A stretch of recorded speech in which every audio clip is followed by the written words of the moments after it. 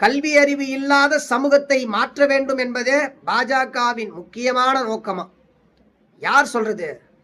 மதவாத பாசிச பாஜக அரசு சொல்கிறது கல்வி அறிவு இல்லாத இந்த சமூகத்தை மாற்ற வேண்டும் என்று.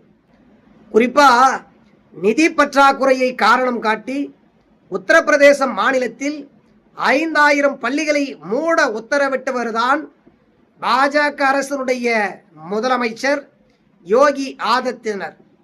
அவருடைய உத்தரவை எதிர்த்து இன்றைக்கு உச்சநீதிமன்றத்தில் அந்த பள்ளிகளை மூடுவதற்கான தடை கோரி வழக்கு தொடரப்பட்டிருக்கிறது. உத்தரப்பிரதேச மாநிலத்தில் யாருடைய ஆட்சி நடைபெறுகிறது? பாஜகவின் ஆட்சி நடைபெறுகிறது. அந்த பாஜக ஆளும் மாநிலத்தில் தான் 5000 பள்ளிகளை மூடுவதற்கு உத்தரவு பிறப்பித்திருக்கிறது மதவாத பாசிச ஆரிய கூட்டம்.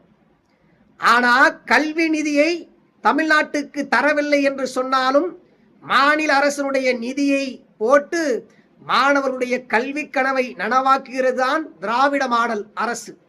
இந்த நாட்டு மக்கள் ஆரியம் வேண்டுமா திராவிடம் வேண்டுமா என்பதை முடிவு செய்ய வேண்டும்.